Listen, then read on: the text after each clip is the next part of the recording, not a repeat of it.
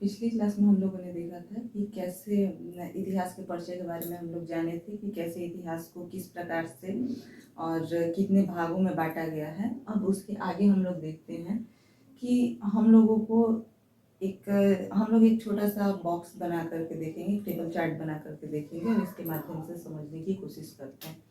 तो सबसे पहले हम लोग देखेंगे कि साक्ष्य के आधार पर इतिहास को हम लोगों ने कितने भागों में बांटा था, 3 भागों में बांटा था। तो चलिए देखते हैं। कालखंड की अगर बात करें तो कालखंड में हम लोग देखते हैं कि हम लोग कितने कालखंड देखे थे। तो साक्ष्य के आधार पर 3 भागों में बांटा गया था, तो हम लोग इसमें देखते हैं। तो कौन कौन सा था? पहले प्रागैतिहासिक काल,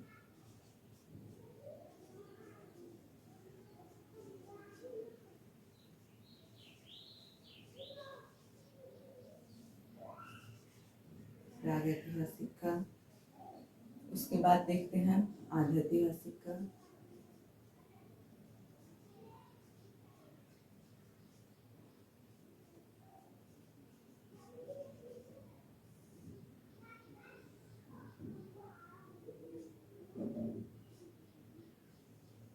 आध्यैतिहासिक काल। और इसके बाद लास्ट में हो जाएगा ऐतिहासिक काल।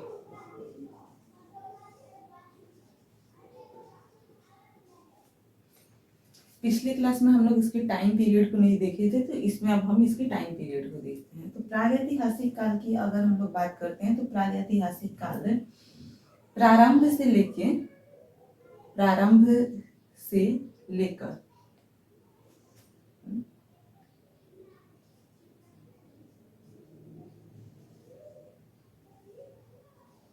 प्रारंभ से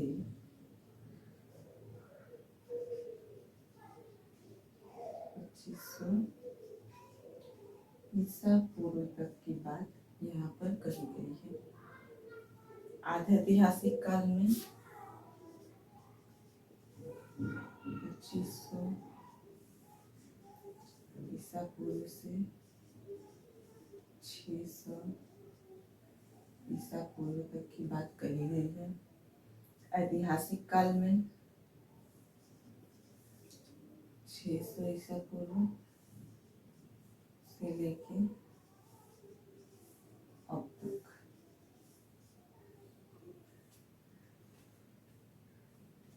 सबसे पहले हम लोग देखते हैं कि साक्ष्य के आधार पर इतिहासकारों ने इतिहास को 3 भागों में बांटा था: प्रागैतिहासिक काल, आध्यैतिहासिक काल और ऐतिहासिक काल। क्या क्या देखेंगे हम लोग कि इतिहासकारों ने क्या किया था कि 3 भागों में बांटा था: प्रागैतिहासिक काल, आध्यैतिहासिक काल और ऐतिहासिक काल। इसके बाद इसका टाइम पीरियड है। अब हम लोग देखते हैं कि कहाँ पर कैसा साक्ष्य हम लोगों को मिला था। प्रागैतिहासिक काल में क्या हम लोगों को पुरातात्विक साक्ष्य मिले थे? जी हाँ, मिले थे। प्रागैतिहासिक काल में क्या हमें लिखित साक्ष्य मिले थे?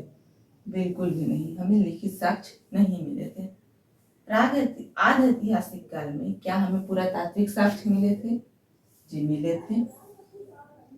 आध्यैतिहासिक काल में क्या हमें लिखित साक्ष्य मिले थे? मिले थे।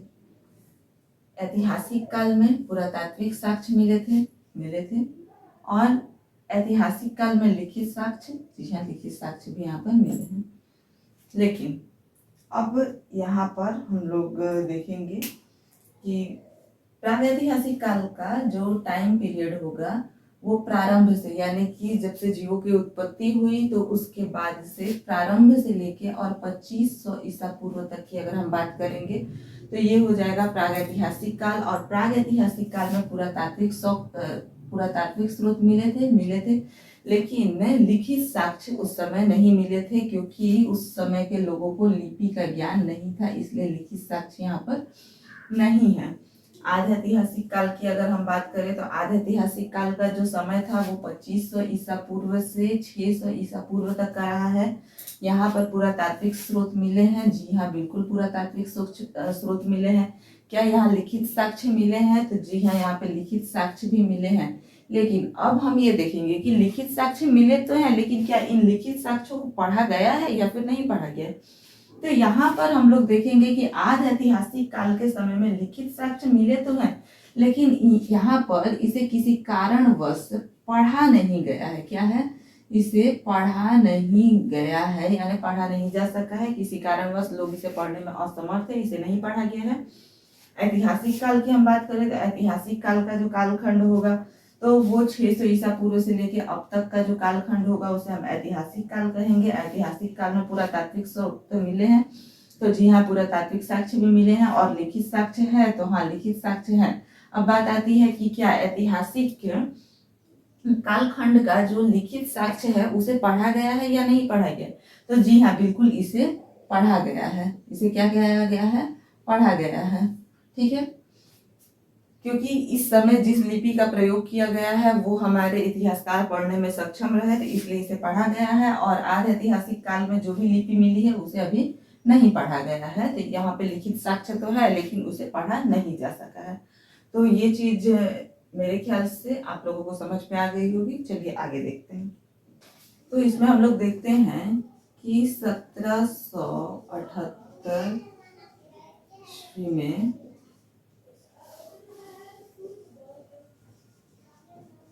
बेंजामिन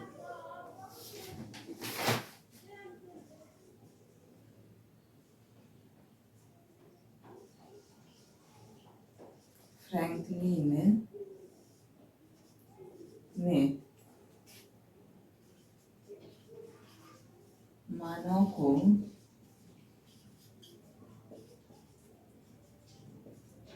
औजार बनाने वाला प्राणी कहा था।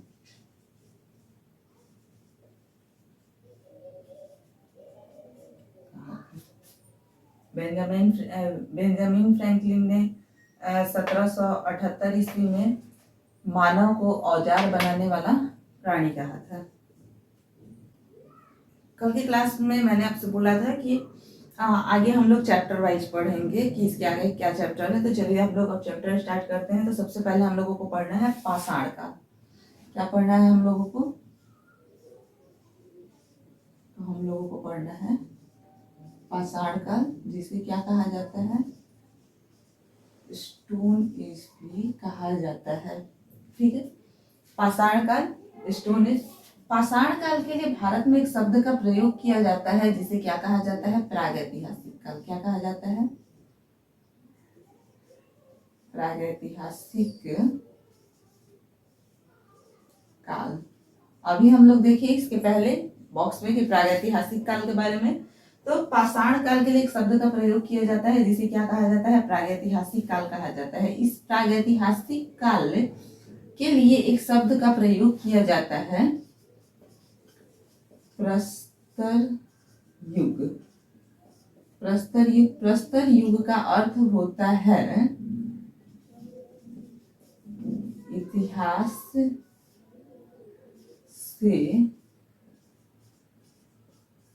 पूर्व का समय। इतिहास से पूर्व का समय। पाषाण काल, पाषाण काल के लिए एक शब्द का प्रयोग होता है प्रागैतिहासिक काल। प्रागैतिहासिक काल के लिए हम प्रस्तर युग का भी इस्तेमाल करते हैं और प्रस्तर युग का अर्थ होता है इतिहास से पूर्व का समय, यानी कि इतिहास से पहले का जो समय है उसे हम क्या कहते हैं? प्रस्तर युग यानी कि प्रागैतिहासिक काल कहते हैं। इसे पाषाण काल क्यों कहा जाता है? पाषाण का अर्थ होता है पत्थर, और इस प्रागैतिहासिक काल में पत्थरों की अत्यधिक उपयोगिता के कारण, यानी पत्थरों का अधिक इस्तेमाल होने के कारण इसे पाषाण काल कहा जाता है। तो अब इसके लिए पाषाण काल हम लोग देख लिए। प्रागैतिहासिक काल देखते हैं कि प्रागैतिहासिक काल किसे कहेंगे।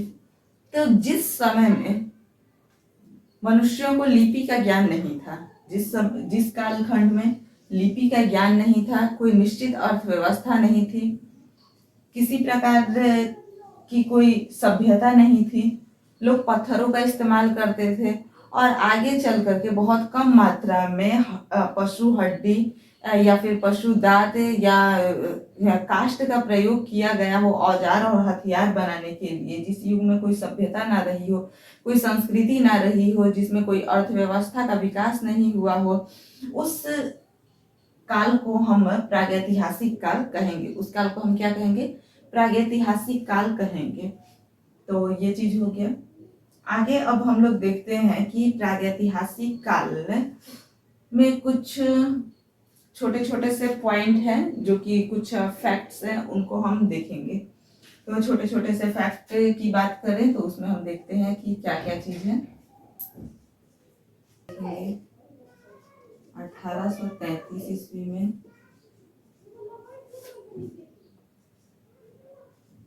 टर्नल ने प्रागैतिहासिक काल के लिए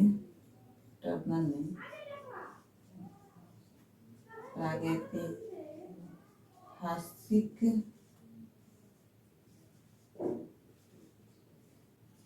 काल के लिए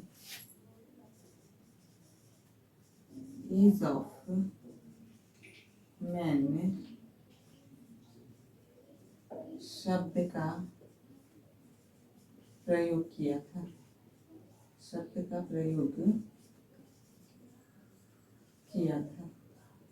ठीक है, 1842 में 1842 ईस्वी में डॉक्टर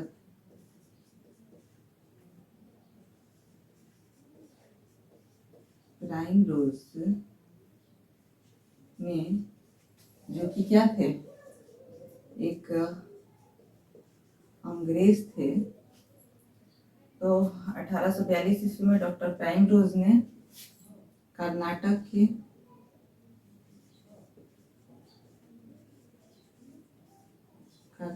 के रायचूर जिला के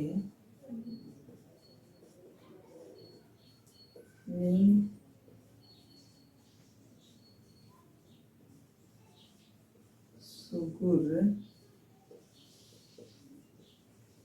नामक स्थान पर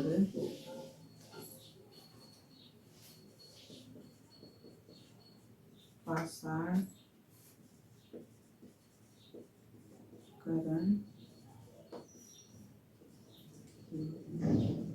खोज की थी। ठीक है, इन पाषाण उपकरणों में अगर हम देखेंगे तो यहाँ से दो उपकरण सामने आते हैं। पहला हो जाएगा छुरा और दूसरा हो जाएगा तीर के फलक। और ये दोनों ही उपकरण जो थे वो किसके बने हुए थे, पाषाण के बने हुए थे। ठीक है, पहली बात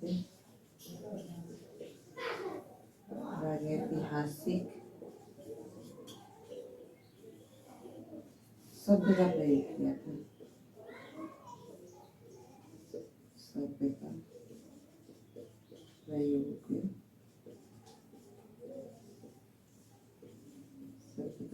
किया था।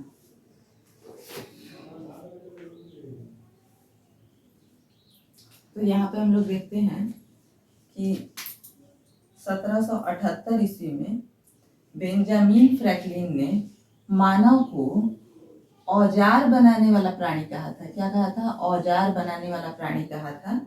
1778 में बेंजामिन फ्रैंकलिन ने मानव को औजार बनाने वाला प्राणी कहा था। 1833 ईस्वी में टर्नल ने प्रागैतिहासिक काल के लिए एक शब्द एज ऑफ मैन शब्द का प्रयोग किया था। 1833 में टर्नल ने प्रागैतिहासिक काल के लिए एज ऑफ मैन शब्द का प्रयोग किया था। इस ईस्वी में डॉक्टर प्राइमरोज ने, जो कि एक अंग्रेज थे, इन्होंने कर्नाटक के रायचूर जिले में लिंग सुगुर नामक स्थान पर पाषाण के उपकरण की खोज की और इन उपकरणों में छुरा और तीर के फलक हैं, ये दोनों के दोनों पाषाण से बने हुए थे। ठीक है, तो इसकी खोज की। सबसे पहले डॉक्टर प्राइम रोज के द्वारा पाषाण उपकरण की खोज करने के कारण, सबसे पहले डॉक्टर प्राइम रोज के द्वारा पाषाण उपकरण की खोज करने के कारण इन्हें प्रागैतिहासिक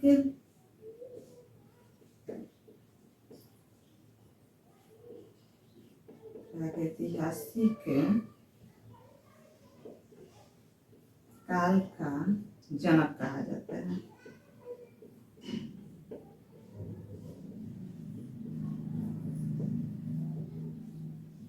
अगर आपसे क्वेश्चन पूछता है कि प्रागैतिहासिक काल का जनक किसे कहेंगे, तो आप क्या बताएंगे कि डॉक्टर प्राइम रोज को प्रागैतिहासिक काल का जनक कहा जाता है। इन्हें प्रागैतिहासिक काल का जनक क्यों कहा जाता है? क्योंकि डॉक्टर प्राइम रोज के द्वारा सबसे पहले कर्नाटक के रायचूर जिला के लिंगसुगुर नामक स्थान पर पाषाण उपकरण, यानी कि सबसे पहले पाषाण उपकरण की खोज की गई थी। और इन पाषाण उपकरणों में क्या था? छुरा और तीर के फलक थे। तो इसीलिए इन्हें प्रागैतिहासिक काल का जनक कहा जाता है। ठीक है। 1851 ईस्वी में डेनियल विल्सन ने अपनी एक पुस्तक, डेनियल विल्सन की एक पुस्तक है जिसका नाम क्या है? The archaeology and pre history annuls of Scotland, sorry यहाँ पे डबल हो गया है, स्कॉटलैंड में पहली बार प्रागैतिहासिक शब्द का प्रयोग किया। यानी कि प्रागैतिहासिक शब्द का सबसे पहले प्रयोग किसके द्वारा किया गया? तो डेनियल विल्सन के द्वारा किया गया। और ये कहाँ पर किया गया? डेनियल विल्सन ने प्रागैतिहासिक शब्द का प्रयोग कहाँ पर किया? तो अपनी एक पुस्तक the archaeology and pre history annuls of Scotland में सबसे पहले इन्होंने प्रागैतिहासिक शब्द का प्रयोग किया। ठीक है। हाँ, तो आगे अब हम लोग देखते हैं यहाँ पर 1853 ईस्वी में जॉन इवांस महोदय द्वारा मध्य प्रदेश यानी एमपी में नर्मदा नदी के तट पर टी नरसिंहपुर नामक स्थान पर बड़ी संख्या में पाषाण उपकरण की खोज की गई। क्या हुआ? 1853 ईस्वी में जॉन इवांस महोदय के द्वारा एमपी मध्य प्रदेश में नर्मदा नदी के तट पर टी नरसिंहपुर नामक स्थान पर बड़ी संख्या में पाषाण उपकरण की खोज की गई। 1863 में, ठीक इससे 10 साल के बाद हम लोग देखेंगे 1863 में रॉबर्ट ब्रूस फुट, क्या नाम है इनका? Robert Bruce foot. ये क्या थे? एक तो 1863 ईस्वी में रॉबर्ट ब्रूस फुट जो कि क्या थे?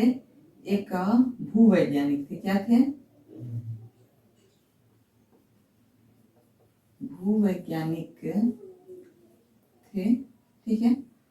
और ये जियोलॉजिकल सर्वेक्षण के अध्यक्ष भी थे। यानी कि 1863 के समय में जो भी जियोलॉजिकल सर्वेक्षण हो रहा होगा उस जियोलॉजिकल सर्वेक्षण के क्या थे?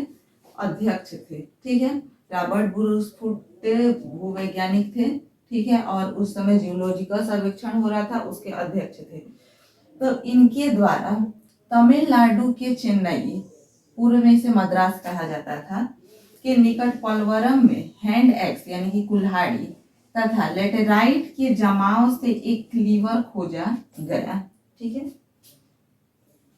रॉबर्ट ब्रूस फुट ये बहुत इंपॉर्टेंट है, इसको आप लोग ध्यान में रखिएगा। रॉबर्ट ब्रूस फुट क्या थे कि ये एक आर्कियोलॉजिस्ट नहीं बल्कि एक भूवैज्ञानिक थे ये। और ये उस समय जो जियोलॉजिकल सर्वेक्षण हो रहा था उसके अध्यक्ष थे। और इनके द्वारा क्या किया गया था?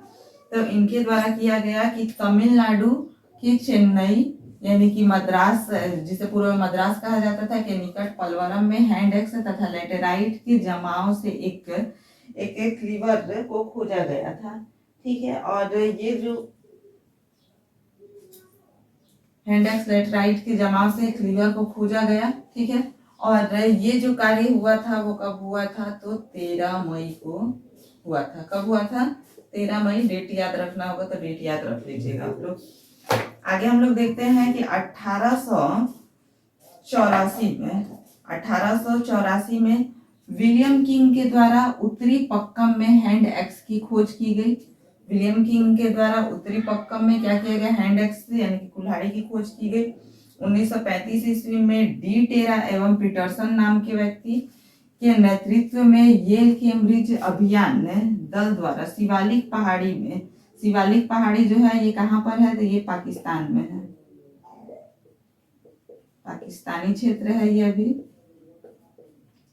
ठीक है। तो पोतावर के पठार में हैंड उपकरण की खोज की गई। 1935 में डी टेरा एवं पीटरसन के नेतृत्व में येल कैम्ब्रिज अभियान दल के द्वारा शिवालिक पहाड़ी जो अभी पाकिस्तानी क्षेत्र है में पोतावर के पठार में हैंड उपकरण की खोज की गई। 1950 में स्टुअर्ट पिगट ने अपनी किताब, स्टुअर्ट पिगट नाम के व्यक्ति, और इन्होंने अपनी किताब प्री हिस्टोरिक इंडिया में पाषाण काल के बारे में विस्तृत चर्चा की है, यानी पाषाण काल के बारे में डिटेल में चर्चा इसने किया है, तो स्टुअर्ट पिगट ने किया है। और इनकी जो बुक है उसका क्या नाम है, तो प्री हिस्टोरिक इंडिया, क्या नाम है, प्री हिस्टोरिक इंडिया। तो ठीक है, आज हम इतना ही रहने देते हैं, इसके आगे नेक्स्ट क्लास में देखेंगे।